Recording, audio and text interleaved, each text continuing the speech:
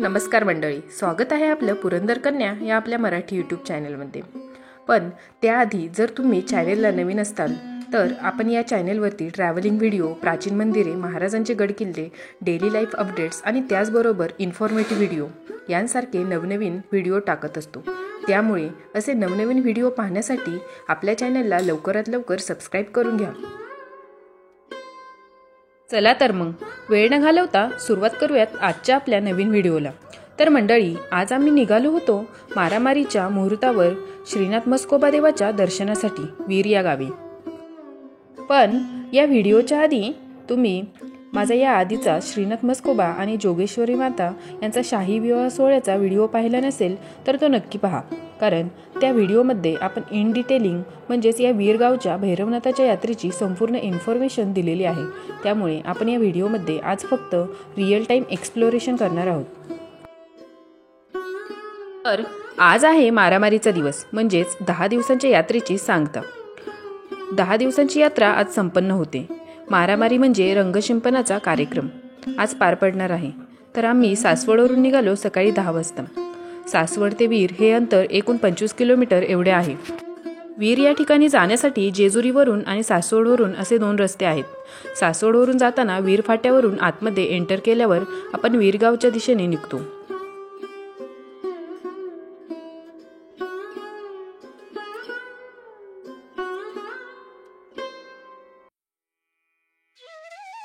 जाताना वाटेमध्ये या सुंदर अशा मंदिराचे दर्शन होते।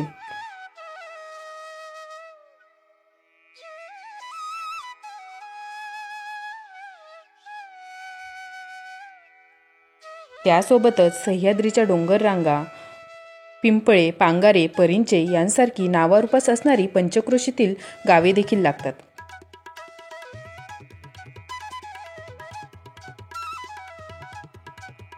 मध्येच कुठेतरी 10 दिवस गाव घर सोडून देवाच्या दारात राहणारे भाविक आजचा शेवटचा दिवस असल्यामुळे बैलगाडी सोबतच माघारी फिरताना दिसत होते। त्याचबरोबर खूप सारे भाविक मारामारीच्या शुभमुहूर्तावर वीरकडे निघताना दिसत होते। त्यापैकी काही लोक आधी जाऊन पण आलेले असतात, परंतु आजचा दिवस महत्त्वाचा व शेवटचा असल्यामुळे पुन्हा दर्शनासाठी आवर्जून येतात। अशा प्रकारे आम्ही राऊतवाडीच्या पुढे येऊन पोहोचलो। थोडंसं पुढे आल्यावर इकडे खूप साऱ्या MSRTCच्या म्हणजे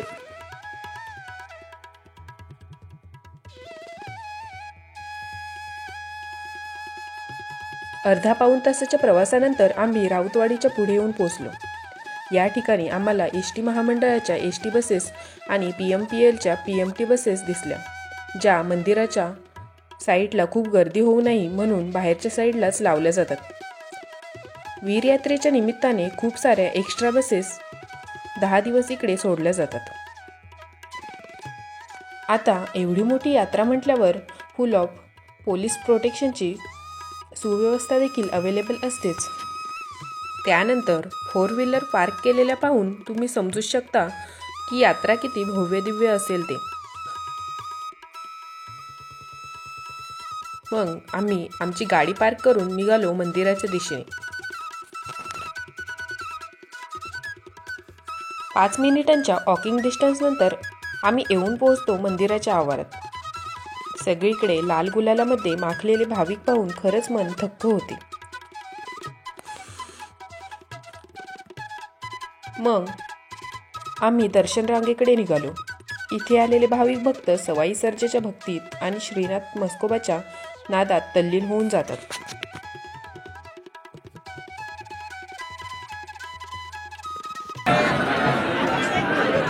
चला पुढे चला।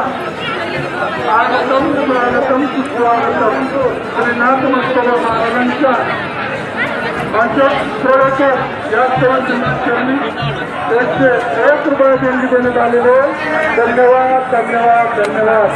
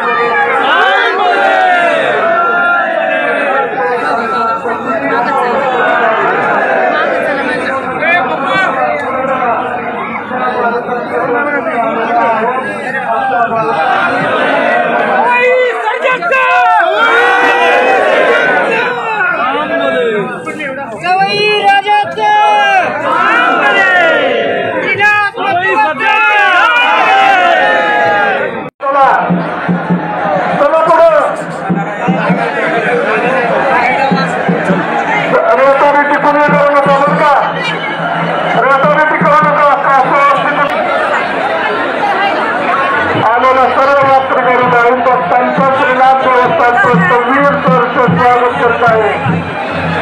स्वागतम स्वागतम सुस्वागतम.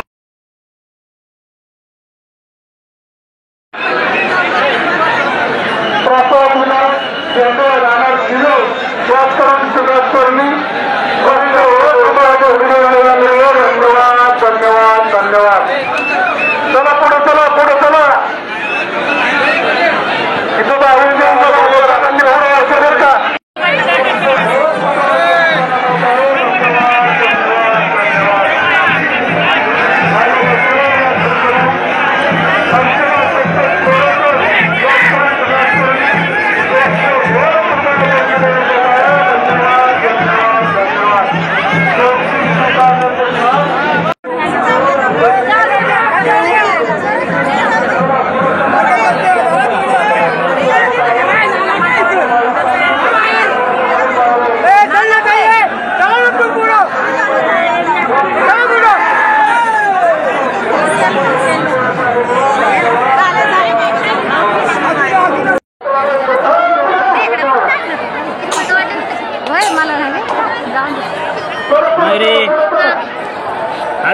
सुधीर कदम राहणार देऊर यांच्याकडून 100 रुपये देणगी आलेले आहेत. धन्यवाद धन्यवाद.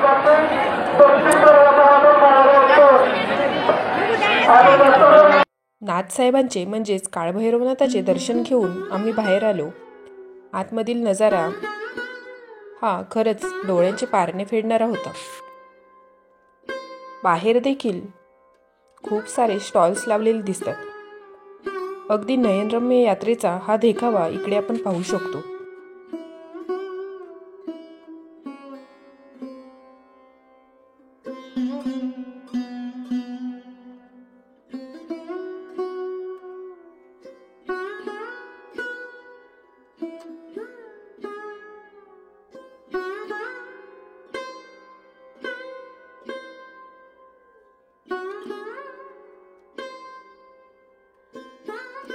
मंडळी, विहीरगावची यात्रा ही पुरंदरमधील सर्वात मोठी आणि अत्यंत ऐतिहासिक अशी यात्रा आहे बरे का. पंचक्रोशीतील मानाच्या पालख्यांचे मानकरी तसेच ग्रामस्थ आपल्या संसारानिशी अक्षरशः 10 दिवस इकडे मुक्कामी येतात.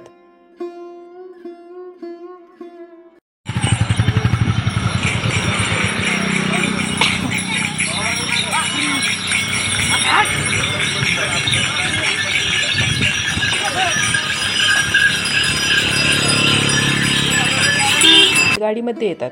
ही परंपरा मात्र इकडे वर्षानुवर्ष जपली गेलेली आहे. कारण सर्वात मोठा मान इकडे या बैलगाडी आणि बैलांना असतो. त्यांच्याशिवाय ही जत्रा खरंच अपूर्ण आहे.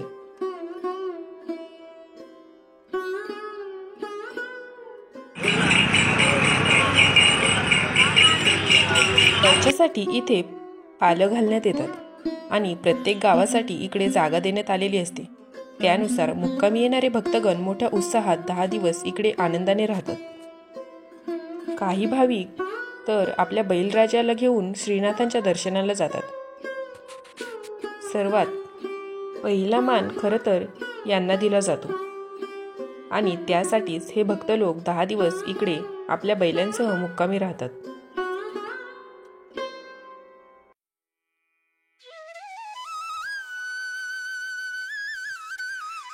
काही लोक म्हणजेच काही भाविक तर यात्रेसाठी लाखो रुपये फक्त आपल्या बैलगाडीसाठीच खर्च करताना दिसतात.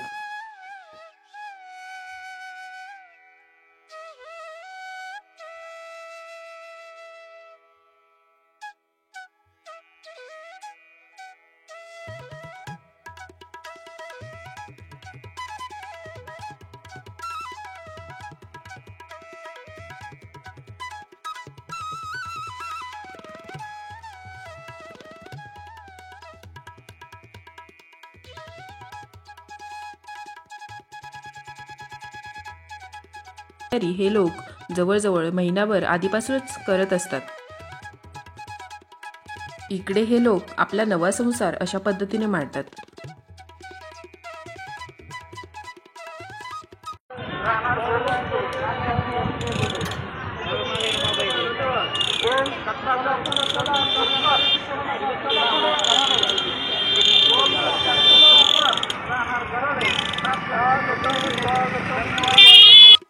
त्याचबरोबर इकडे मोठ्या प्रमाणावर आर्थिक उलाढाल देखील होते, कारण 10 दिवस चालणाऱ्या या यात्रेमध्ये भाविक लोक मोठ्या प्रमाणावर खरेदी देखील करतात.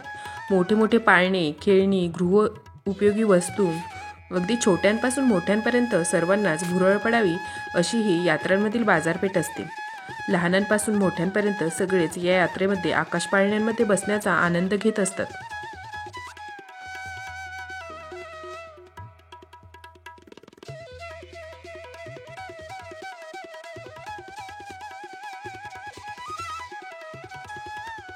महिला वर्ग तर इकडे मनसोक्त शॉपिंग करून घेतो.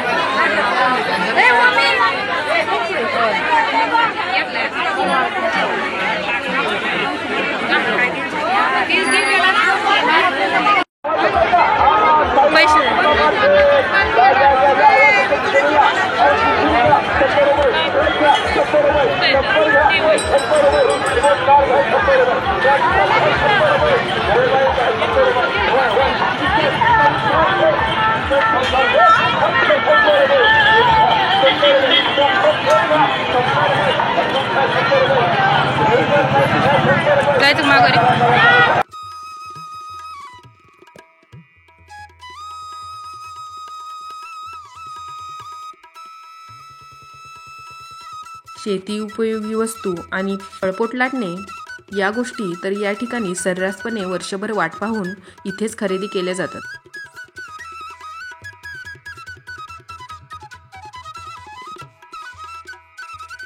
यात्रा म्हटलं तर लाल शेवरेवडी यांना तर महत्त्वाचा मानपान आहे, कारण हेच तर यात्रेचे मुख्य आकर्षक म्हणजेच पाहुणे असतात. अक्षरशः या दिवसात लाखोंच्या संख्येने भाविक या श्रीनाथांच्या अंगणी येऊन गुलालाच्या रंगात रंगून आणि यात्रेचा मनसोक्त आनंद लुटून घराकडे परतत असतात व पुन्हा वर्षभर या सोहळ्याची मोठ्या उत्साहाने वाट पाहत बसतात.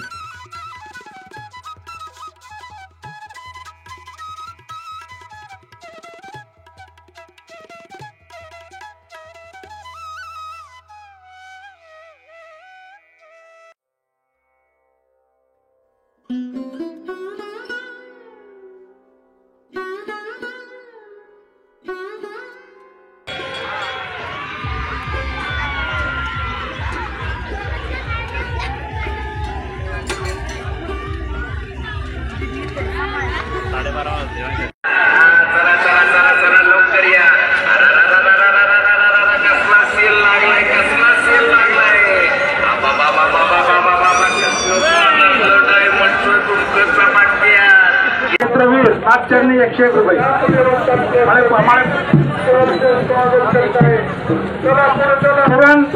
सयाजी पडदे राहणार कोडे 7 चरणी 101 रुपये. दुपारी मारामारीचा म्हणजेच रंगशिंपणाचा सोहळा मोठ्या उत्साहात पार पडला. संपूर्ण वीरगावचा परिसर गुलालाच्या रंगात भिजून निघाला. मारामारीनंतर आता इकडे काही लोकांची नवसाची बकरी पडतात व त्यानंतरच या उत्साहाची खरी सांगता होते. या ठिकाणी आल्यानंतर कोणाला सांगावं नाही लागत कुठे जाऊन आलो ते, कारण श्रीनाथांच्या नावाचा अंगावर पडलेला गुलालच सर्व काही बोलून जातो. अशा प्रकारे सवाई सरच्याचं दर्शन घेतलं आणि आम्ही देखील परतीच्या प्रवासाला लागलो.